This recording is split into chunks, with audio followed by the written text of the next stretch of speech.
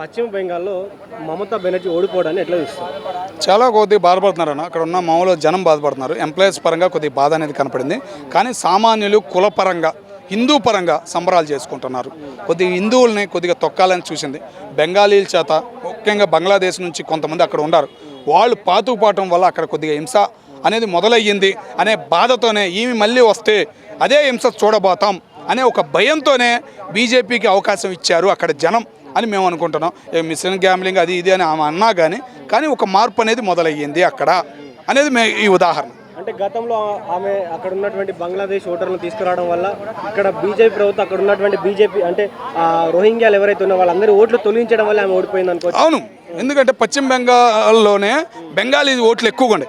Government employer Bengali ఓడు ఉన్నాడంటే అదొక్క చోటే, మీకు తెలుసో తెలీదు. పశ్చిమ బెంగాల్లోనే గవర్నమెంట్ ఎంప్లాయర్స్ బెంగాలీ వాళ్ళు బంగ్లాదేశ్ వాళ్ళు దగ్గరగా 600 మంది 700 మంది ఎంప్లాయర్స్గా ఉండారంటే అదే ఉదాహరణ.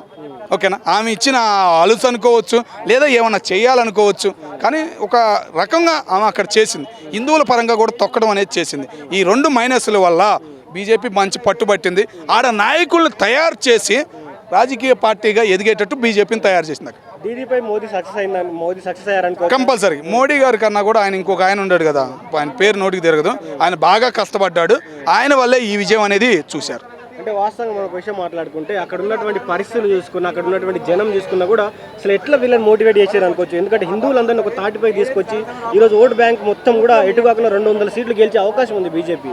ఒక్కసారిగా ఇంత పతనం ఎలా వచ్చింది? ఆర్ఎస్ఎస్ కొద్దిగా ఉపయోగించారాడ. అట్లాగే చాలా ఇబ్బంది పడ్డారు గవర్నమెంట్ ఎంప్లాయర్స్ కూడా. వీళ్ళు పెరిగిపోతున్నారు, బంగ్లాదేశ్ వాళ్ళు పెరిగిపోతున్నారు అనే బాధ వాళ్ళలో మొదలయ్యి చాలామంది గవర్నమెంట్ ఎంప్లాయర్స్ కూడా ఈమెకి రివర్స్ అయ్యారు. కాబట్టి ఆ ఓటింగ్ కూడా అంత ఓటింగ్ జరగడం కూడా లేదు ఇప్పుడు దాకా. ఆమె గెలిచిన 3 సార్లు అంత ఓటింగ్ జరగడం కూడా లేదు.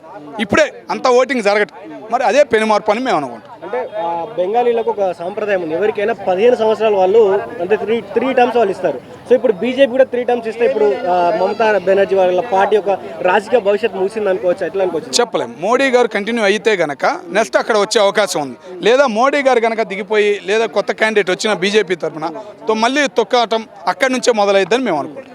అంటే వాస్తవంగా ఇప్పుడు మీరు ఎట్లా చెప్తారు అంటే మమతా బెనర్జీ ఇప్పటికి కూడా ఆమె చెప్తా ఉంది సీసీ కెమెరాలన్నీ బంద్ చేసిరు, నన్ను ఇబ్బంది పెట్టిరు, ఓటు చోరీ జరిగిందని కూడా ఆమె బయటకు వచ్చి చెప్తా ఉంది. కేంద్ర బలగాలని దించింది ఆడొక్క చోటే, ఇంకెక్కడా దించలేదు. ఒక్క ఉదాహరణ ఏనన్నా, కేంద్ర బలగాలని దించింది అక్కడ ఒక్క చోటే. నైట్ 8ంటికి మమతా బెనర్జీ గారు మీడియాతో మాట్లాడకుండా తరిమేసింది అక్కడే. ఆ మీడియాతో ఏదో ప్రూఫ్ చూపిస్తుంటే ఫోన్లో మీడియాతో మాట్లాడకుండా ఆమె తరిమేశారంటే మరి ఇంకేమనుకోవాలి? అది ఎలక్షన్ టైం అన్నది, టైమింగ్ మాట్లాడే హక్కు ఉంది. అంటే మతాల మధ్య చిచ్చు పెట్టబోతా ఉంది, ఆమె మాటల వల్ల ఇబ్బంది కలిగే అవకాశం ఉంది. చేశారు, నమ్మగలుగుతాం. ఎందుకంటే ఆమె అంతకుముందు చేసిన వ్యాఖ్యలు కూడా అట్టాగే ఉండే కదా. మమతా బెనర్జీ గారు చేసిన మైనసే అది. హిందువులకి బెంగాలీ వాళ్ళకే గొడవలు పెడదామని చూసింది. మరి ఊరుకుంటారా?